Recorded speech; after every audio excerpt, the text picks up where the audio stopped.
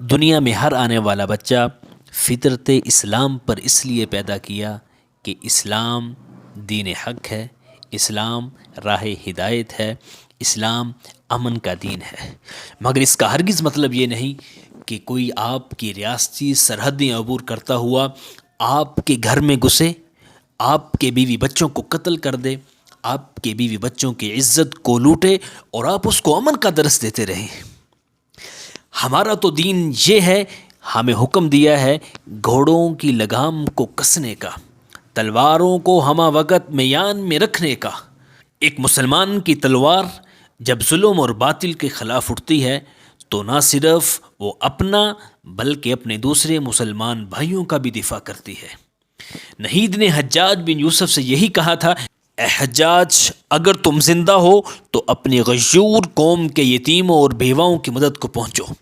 میں موت سے نہیں ڈرتی، لیکن مرتے وقت مجھے یہ افسوس ہوگا کہ وہ سبائے رفتار گھوڑے جن کے سوار ترکستان اور افریقہ کے دروازے کھٹکھٹاتے رہے اپنی قوم کے یتیم اور بے بس بچوں کی مدد کو نہ پہنچ سکے۔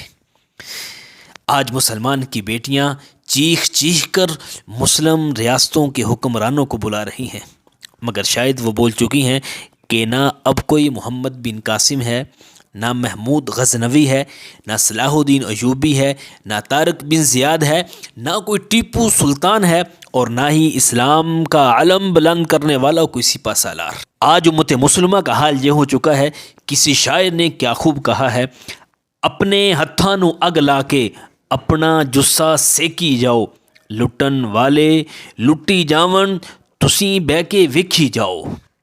تاریخ اس بات کی گواہ ہے کہ مسلم سپہ سالاروں نے ہمیشہ دین اسلام کے پھیلاؤ کے لیے دوسری ریاستوں اور علاقوں کی طرف رخ کیا۔ آج دین اسلام کا پھیلاؤ تو درکنار اپنے علاقوں کا دفاع کرنا مسلم حکمرانوں کے لیے مشکل ہو چکا ہے۔ آج کیوں ہم کفار کے سامنے ڈٹ کر کھڑے نہیں ہوتے؟ کیوں ان کے خلاف علم جہاد کو بلند نہیں کرتے؟ کیوں ہماری آواز بلند نہیں ہوتی؟ اس لیے کہ ہمارے لباس تن سے لے کر جنگی ہتھیاروں تک کا انحصار مشرکین کی امداد پر ہے۔ ہم اسے وقت کی ضرورت سمجھتے ہیں، حالانکہ یہ امت مسلمہ کی آپسی دوری اور بزدلی کی واضح مثال ہے۔ فلسطین کے معاملے پر ہمارے مسلم حکمران ایمان کے دوسرے درجے پر پہنچ چکے ہیں، جہاں ظلم اور باطل کو زبانی طور پر روکا جاتا ہے۔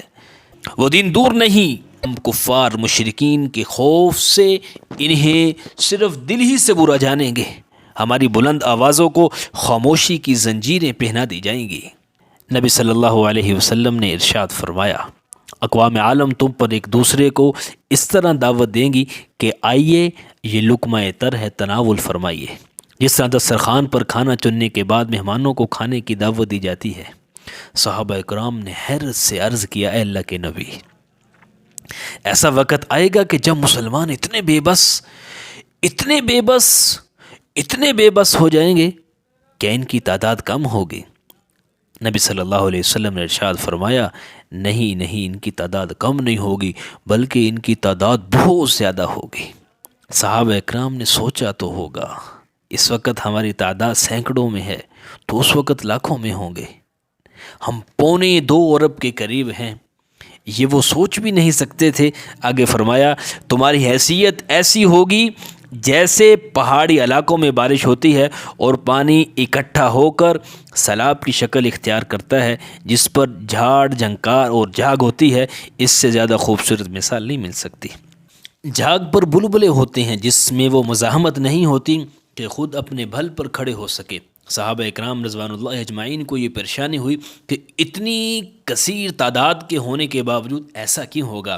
سبب پوچھا تو آپ نے فرمایا کہ تم میں وہن کی بیماری پیدا ہو جائے گی، یعنی حب الدنیا و کراہیت الموت، دنیا کی محبت اور موت سے نفرت۔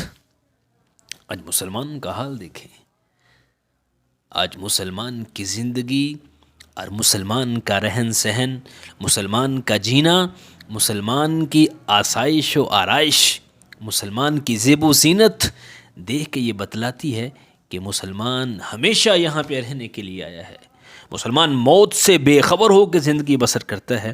مسلمان کو اپنی ذمہ داری کا احساس نہیں۔ اگر مسلمان کو اپنی ذمہ داری کا احساس ہو تو مسلمان ویسے جیے، ویسے زندگی گزارے جیسے نبی صلی اللہ علیہ وسلم نے بتلایا۔ ہم مسلمان اللہ کی زمین پر اللہ کے نمائندے ہیں، لیکن مسلمانوں پر دنیا کے مختلف ممالک میں مختلف مقامات پر ظلم کے پہاڑ توڑے جا رہے ہیں۔ کشمیر، چچنیا، مشرق وسطیٰ کا حال دیکھیے، وہاں مسلمانوں ہی کو استعمال کیا جاتا ہے جن کی پشت پر بڑی بڑی قوتیں ہیں۔ امریکہ اسرائیل کی پشت بنائی کر رہا ہے، کشمیر میں بھارت مسلمانوں پر ظلم کر رہا ہے، سال میں لاکھوں مسلمانوں کا قتل عام کیا جاتا ہے، لیکن دنیا کو کوئی پرواہ نہیں ہے۔ امریکہ دنیا کی ایک واحد سپر پاور، دنیا کی تہذیب کا خود کو امام سمجھتا ہے، صرف ایک شبہ کی بنیاد پر لاکھوں مسلمانوں کا قتل کیا، بعد میں ہاتھ جھاڑ کر اس بات کا اعتراف کیا عراق میں تباہی کے کوئی ہتھیار ہمیں نہیں ملے۔ کیا یہ مسلمانوں پر ظلم نہیں؟ کیا ایسے ہی مسلمان ظلم کی چکی میں پستے رہیں گے؟